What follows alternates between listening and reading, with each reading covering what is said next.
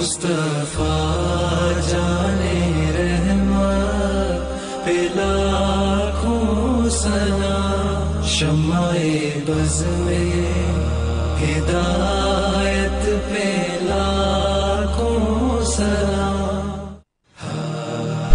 اعوذ باللہ من الشیطان الرجیم، بسم اللہ الرحمن الرحیم۔ لقد کان لکم فی رسول اللہ اسوۃ حسنہ، صدق اللہ العظیم۔ رب اشرح لی صدری ویسر لی امری واحلل عقدۃ من لسانی یفقہوا قولی واجعل لی وزیرا من اہلی، آمین یا رب العالمین۔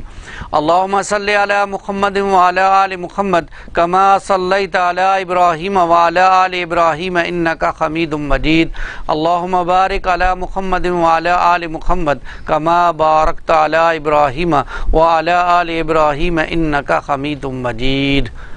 آج 12 ربیع الاول ہے اور نبی پاک صلی اللہ علیہ وسلم کی سیرت کا مطالعہ جو یکم ربیع الاول سے ہم نے شروع کیا تھا وہ جاری ہے، اور آج کی نشست میں ہم غزوہ بنو قریظہ جو سن 5 ہجری میں جو ہے وہ ہوا اس کا تذکرہ پڑھیں گے، ساتھ ہی واقعہ افک کا تذکرہ بھی آئے گا۔ رسول اللہ صلی اللہ علیہ وسلم غزوہ خندق سے واپس آنے کے بعد ابھی ہتھیار اور کپڑے اتار کر ام سلمہ رضی اللہ تعالیٰ عنہ کے گھر میں غسل کر کے فارغ ہی ہوئے تھے کہ جبرائیل علیہ الصلوۃ والسلام تشریف لائے اور بنو قریظہ کی طرف نکلنے کا حکم فرمایا، اور فرمایا میں آگے آگے جا رہا ہوں، ان کے قلعوں میں زلزلہ برپا کروں گا اور ان کے دلوں میں رعب ڈال دوں گا۔ چنانچہ یہ کہہ کر وہ چلے گئے اور رسول اللہ صلی اللہ علیہ وسلم نے لوگوں میں منادی کر دی، جو شخص سمع و طاعت پر قائم ہے وہ عصر کی نماز بنو قریظہ ہی میں پڑھے۔ اس کے بعد رسول اللہ صلی اللہ علیہ وسلم نے مدینہ کا انتظام عبداللہ ابن مکتوب کو سونپا اور سیدنا علی رضی اللہ تعالیٰ عنہ کو جنگ کا علم دے کر ایک جماعت کے ساتھ آگے روانہ فرمایا۔ بنو قریظہ نے انہیں دیکھا تو رسول اللہ صلی اللہ علیہ وسلم پر حضرت سرائی کی۔ ادھر اعلان سن کر مسلمان بھی جھٹ پر تیار ہو گئے اور نکل پڑے۔ بعض لوگ ابھی راستے ہی میں تھے کہ عصر کا وقت ہو گیا، چنانچہ کچھ لوگوں نے وہیں نماز پڑھ لی اور کچھ لوگوں نے بنو قریظہ تک پہنچنے تک معاملہ مؤخر رکھا۔ رسول اللہ صلی اللہ علیہ وسلم بھی مہاجرین اور انسان کے گروہ کے ساتھ بنو قریظہ کہ انا نامی ایک کنویں پر پڑاؤں ڈالا۔ اللہ تعالیٰ نے بنو قریظہ کے دلوں میں رعب ڈال دیا اور وہ اپنے قلعوں میں بند ہو گئے، انہیں لڑنے کی جرت تک نہ ہوئی۔ مسلمانوں نے سختی سے محاصرہ جاری رکھا۔ یہود نے جب دیکھا کہ محاصرہ طول پکڑ گیا ہے تو چاہا کہ اپنے بعد مسلمان حلیفوں سے مشورہ کریں، چنانچہ انہوں نے رسول اللہ صلی اللہ علیہ وسلم سے درخواست کی کہ ابو لبابہ کو بھیج دیں تاکہ ان سے مشورہ کر لیا جائے۔ آپ صلی اللہ علیہ وسلم نے ابو لبابہ کو بھیج دیا۔ انہیں دیکھ کر مرد حضرات ان کی طرف دوڑ پڑے، عورتیں اور بچے ان کے سامنے دھاڑے مار مار کر رونے لگے۔ اس کیفیت کو دیکھ کر سیدنا ابو لبابہ رضی اللہ تعالیٰ عنہ پر رقت طاری ہو گئی۔ یہود نے کہا کہ آپ مناسب سمجھتے ہیں کہ ہم محمد کے فیصلے پر ہتھیار ڈال دیں؟ انہوں نے کہا ہاں ہاں، اور ساتھ ہی ہاتھ سے حلق کی طرف اشارہ کر دیا، مطلب یہ تھا کہ ذبح کر دیے جاؤ گے۔ لیکن انہیں فوراً احساس ہوا کہ اشارہ کر کے انہوں نے اللہ اور اس کے رسول صلی اللہ علیہ وسلم کے ساتھ خیانت کی ہے، چنانچہ وہ سیدھے مسجد نبوی پہنچے اور اپنے آپ کو مسجد نبوی کے ستون کے ساتھ باندھ لیا اور قسم کھائی کہ جب تک انہیں رسول اللہ اپنے ہاتھوں سے نہیں کھولیں گے وہ نہیں کھولیں گے۔ جب رسول اللہ صلی اللہ علیہ وسلم کو اس اطلاع ملی تو آپ صلی اللہ علیہ وسلم نے فرمایا اگر وہ میرے پاس آ گئے ہوتے تو میں ان کے لیے دعائے مغفرت کرتا، لیکن جب وہ وہی کام کر بیٹھے ہیں تو اب ہم بھی انہیں چھوڑے رکھیں گے یہاں تک کہ اللہ ان کے بارے میں فیصلہ فرما دے۔ ادھر محاصرہ طول پکڑ گیا اور یہود کے حوصلے ٹوٹ گئے، چنانچہ 20 روز کے بعد انہوں نے آپ صلی اللہ علیہ وسلم کو آپ صلی اللہ علیہ وسلم کی بات مان لی اور مناسب فیصلہ جو کہا فرمائے ہم اس کو مان لیں گے۔ آپ صلی اللہ علیہ وسلم نے سیدنا سعد رضی اللہ تعالیٰ عنہ کو بلوایا جو کہ غزوہ خندق کے موقع پر زخم لگنے کی وجہ سے مدینے ہی میں تھے۔ انہیں گدھے پر سوار کر کے لایا گیا۔ جب رسول اللہ صلی اللہ علیہ وسلم کے قریب پہنچے تو آپ صلی اللہ علیہ وسلم نے فرمایا قوموا الی سیدکم، اپنے سردار کی طرف اٹھو۔ چنانچہ لوگ اٹھ کر ان کے استقبال کو گئے اور انہیں دونوں طرف سے گھیر لیا اور کہنے لگے سعد اپنے حلیفوں کے بارے میں اس نے سلوک کیجیے گا۔ سیدنا سعد خاموش تھے، کچھ جواب نہ دے رہے تھے۔ جب لوگوں نے گزارش کی تو انہوں نے فرمایا اب وقت آ گیا ہے سعد کہ اللہ کے بارے میں سعد کو کسی ملامت گر کی کوئی پرواہ نہیں۔ یہ سن کر بعض لوگ وہیں سے مدینے پلٹ آئے اور قیدیوں کی موت کا اعلان کر دیا۔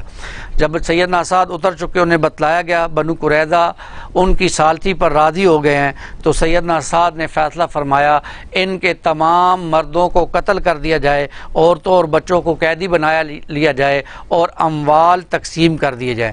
رسول اللہ صلی اللہ علیہ وسلم نے فرمایا تم نے ان کے بارے میں وہی فیصلہ کیا جو 7 آسمانوں کے اوپر اللہ تعالیٰ نے فیصلہ کیا، اور یہ فیصلہ بالکل یہودی شریعت کے مطابق تھا۔ سیدنا سعد بن معاذ کے اس فیصلے کے بعد بنی قریظہ کو مدینے لایا گیا اور بنو نجار کی ایک عورت جو حارث کی شہزادی تھی کے گھر میں قید کر دیا گیا، اور مدینے کے بازار میں خندقیں کھود دی گئیں، پھر انہیں ایک ایک گروہ کر کے لے جایا گیا اور ان خندقوں میں ان کی گردنیں مار دی گئیں۔ ان کی تعداد 400 ہے، اور بعض سیرت نگاروں نے کہا ہے کہ ان کی تعداد 700 تھی۔ یہ بنو قریظہ تھے، ان کا معاملہ یعنی جو بھی دین کا دشمن ہے، دین کے راستے کی رکاوٹ بنا ہے، اس کو اللہ کے رسول صلی اللہ علیہ وسلم نے قتل کروا دیا ہے، اور یہ اللہ کے دین کے لیے تھا۔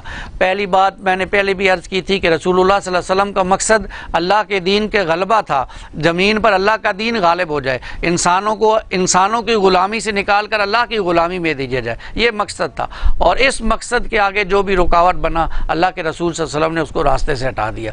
اب بنو قریظہ بنے تو اللہ کے رسول صلی اللہ علیہ وسلم نے ان کو بھی راستے سے ہٹا دیا۔ اس کے بعد اسی مسلمان جو ہے وہ واپس مدینے پہنچ گئے۔ غزوہ بنو مستلق کا واقعہ پیش آیا، اور یہ غزوہ سن 5 ہجری یا سن 6 ہجری میں پیش آیا۔ اس کا پس منظر کچھ اس طرح تھا کہ اللہ کے رسول صلی اللہ علیہ وسلم غزوہ بنو مستلق قبیلہ خزاع کی ایک اصل میں شاخ ہے، اور عام طور پر رسول اللہ صلی اللہ علیہ وسلم کے خیر خواہ تھے، مگر یہ شاخ جو تھی یہ قریش کی طرفدار تھی۔ رسول اللہ صلی اللہ علیہ وسلم کو جب معلوم ہوا کہ یہ لوگ آپ سے جنگ کی تیاری کر رہے ہیں، آپ نے اس خبر کی تحقیق کے لیے بریدہ بن حسیب کو بھیجا۔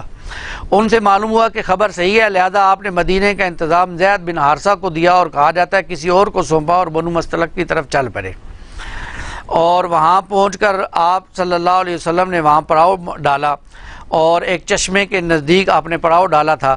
آپ نے اس حال میں چھاپا مارا کہ وہ غافل تھے، بعض کو قتل کر دیا، عورتوں اور بچوں کو قید کیا اور مال مویشی پر قبضہ کر لیا۔ اس وقت شعبان 5 ہجری اور کہا جاتا ہے 6 ہجری کی 2 راتیں گزر چکی تھی۔ قیدیوں میں بنی مستلق کے رئیس حارث بن ابو ذرار کی صاحبزادی جویریہ بھی تھی۔ مدینے آ کر ان پر اسلام لانے پر نبی پاک صلی اللہ علیہ وسلم نے انہیں آزاد کیا اور ان سے شادی کر لی۔ یہ شہزادی تھی اور اللہ کے رسول صلی اللہ علیہ وسلم کے عقد میں آ گئی۔ اس غزوے سے واپسی پر منافقین کا معاملہ بھی کھل کر سامنے آیا۔ نبی پاک صلی اللہ علیہ وسلم کا یہ معمول تھا کہ جب غزوے سے واپس آتے تھے تو آگے آگے پورا پڑاؤ چلتا تھا، پیچھے ایک نوجوان آتا تھا جو قافلے کا جو سامان گر جاتا تھا اس کو اٹھا لیا کرتا تھا۔ سیدہ عائشہ بھی آپ صلی اللہ علیہ وسلم کے ہمراہ تھی۔ اس غزوے میں ایک جگہ پر پڑاؤ ڈالا تو وہ قضائے حاجت کے لیے نکلی، واپسی پر جب آنے لگی تو ان کا وہ ہار ٹوٹ گیا، کہیں گر گیا، وہ اس کو تلاش کرنے لگی۔ تلاش کرنے میں تھوڑی دیر ہوئی اور لشکر جو ہے وہاں سے کوچ کر گیا۔ اب جب وہ وہاں پہنچی ہیں تو انہوں نے دیکھا لشکر چلا گیا، تو وہ ان کو معلوم تھا کہ پیچھے سے صحابی آ رہے ہوں گے، وہ ان کے ساتھ چلی جائیں گے، تو وہ وہیں پر لیٹ گئی، ان کی آنکھ لگ گئی۔ اتنے میں ایک صحابی تھے، بدری صحابی صفوان بن معطل رضی اللہ تعالیٰ عنہ، جو پیچھے آ رہے تھے۔ انہوں نے جب سیدنا عائشہ کو یوں لیٹے دیکھا تو انہوں نے سمجھا شاید وفات پا گئی۔ انہوں نے پڑھا انا للہ و انا الیہ راجعون، رسول اللہ صلی اللہ علیہ وسلم کی بیوی ہیں۔ اس پر سیدہ عائشہ اٹھ گئی اور انہوں نے فوراً پردہ کر لیا۔ اس وقت پردے کے احکام نازل ہو چکے تھے، فوراً اپنے چہرے کو چھپا لیا، اور انہوں نے اپنے اونٹ کو پیش کیا، وہ اونٹ پر بیٹھ گئی اور وہ اس کی مہار پکڑ کر مدینے تشریف لے آئے۔ یہ دیکھ کر عبداللہ ابن ابی جو اللہ کا بھی دشمن تھا، رسول اللہ صلی اللہ علیہ وسلم کا بھی دشمن تھا، اس کو ایک حسد اور ایک پروپیگنڈا کرنے کا موقع مل گیا، اور اس نے ایک تہمت لگا دی اما عائشہ کے اوپر، اور اس نے جو ہے وہ اس تہمت کو لگا دیا کہ جی یہ نبی کی بیوی ہو کر دیکھے کیسے معاملات ان کے معاملات چل رہے ہیں۔ تو ادھر اما عائشہ مدینے آ کر بیمار ہو گئی، اور بیماری میں تقریباً 1 مہینہ جو ہے وہ طویل ہو گئی، اور مدینہ تو تہمت تراشوں کے پروپیگنڈے سے گونج رہا تھا، لیکن اما عائشہ کو کچھ خبر نہ تھی۔ انہیں صرف یہ بات کھٹکتی تھی اور کہ وہ اپنی بیماری کے دوران میں رسول اللہ صلی اللہ علیہ وسلم کی جو خاص مہربانی دیکھا کرتی تھی وہ اب کی بار نہیں تھی۔ آپ صلی اللہ علیہ وسلم آ کر سلام کرتے اور یہ پوچھ کر واپس ہو جاتے کہ کیسی ہے، نہ بیٹھتے نہ کوئی محبت، جو بھی پیار محبت کا معاملہ تھا وہ نہیں تھا۔ آخر کار جب انہیں معلوم ہوا کہ یہ سارا معاملہ مدینے میں چل رہا ہے تو وہ بہت زیادہ جو ہے وہ روئی۔ ادھر اما عائشہ بیماری سے جب اٹھی تو رات کو قضاء حاجت کے لیے نکلی، ساتھ میں ایک مستہ بھی تھی، وہ چادر میں پھسلی تو اپنے بیٹے مستہ کو بد دعا دی۔ اما عائشہ نے انہیں ٹوکا تو انہیں سارے قصے کا جو ہے وہ پتہ چلا کہ معاملہ کیا چل رہا ہے، اور خوب روئیں اس رات، اور 2 راتیں اور 1 دن روتے روتے گزرا۔ اس دوران نیند آئی نہ آنسوؤں کی جھڑی رکی۔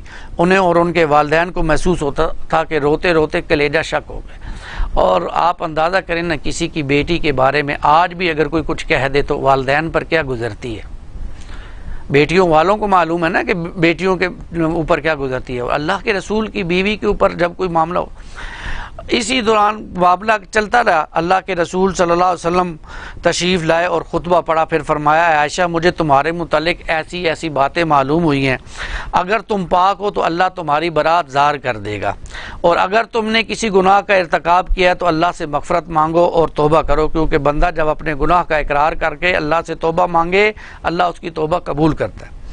اس وقت سیدہ عائشہ کے آنسو تھم گئے، انہوں نے والدین سے کہا جواب دیں، مگر ان کی سمجھ میں نہ آیا کہ وہ کیا کہیں، لہٰذا اما عائشہ نے خود ہی کہا واللہ میں جانتی ہوں کہ یہ بات سنتے سنتے آپ لوگوں کے دلوں میں اچھی طرح بیٹھ گئی ہے اور آپ لوگوں نے اسے سچ سمجھ لیا ہے، اس لیے اگر اب میں یہ کہوں کہ میں پاک ہوں اور اللہ خوب جانتا ہے کہ میں پاک ہوں تو آپ لوگ میری بات سچ نہ مانیں گے، اور اگر میں کسی بات کا اعتراف کر لوں اور اللہ خوب جانتا ہے کہ میں اس سے پاک ہوں تو آپ لوگ صحیح مان لیں گے۔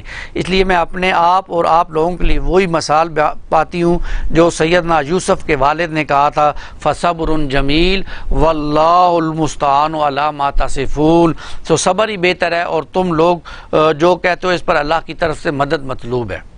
اس کے بعد اما عائشہ پلٹ کر لیٹ گئیں۔ اس وقت وحی نازل ہوئی، جب نزول وحی کی کیفیت ختم ہوئی تو رسول اللہ مسکرائے اور آپ نے پہلی بات جو فرمائی یا عائشہ ام اللہ فقط برآکا، اے عائشہ اللہ نے تمہیں پاک قرار دیا ہے۔ اس پر ان کی ماں نے کہا نبی کی طرف اٹھو شکریہ ادا کرو۔ اما عائشہ نے کہا واللہ میں ان کی طرف اٹھتی میں تو صرف اللہ کی تعریف کروں گی جس نے میری برات نازل کی ہے۔ تو پھر سورہ نور کی 10 آیات اللہ تعالیٰ نے ان کی برات میں نازل فرمائیں، اور یوں یہ فتنہ بھی دم توڑ گیا۔ آج کے معاشرے میں بھی ہم لوگ دوسروں کی بیٹیوں اور ماؤں اور بہنوں پر تہمت لگانے میں ذرا دیر نہیں کرتے۔ خدا را جب کسی کی بیٹی یا بیوی پر تہمت لگائیں تو 1000 مرتبہ سوچ لیا کریں کہ دوسرے کے دلوں پر کیا گزرے گی۔ سورۃ رسول صلی اللہ علیہ وسلم پڑھنے سے ہمیں ان باتوں کو اپنے دلوں میں سمونا چاہیے۔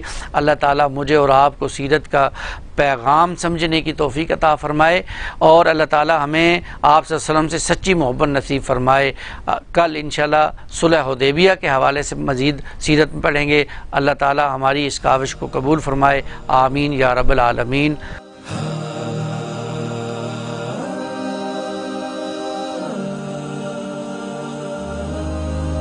مصطفیٰ جانے رحمت پہ لاکھوں سلام، شمع بز میں ہدایت پہ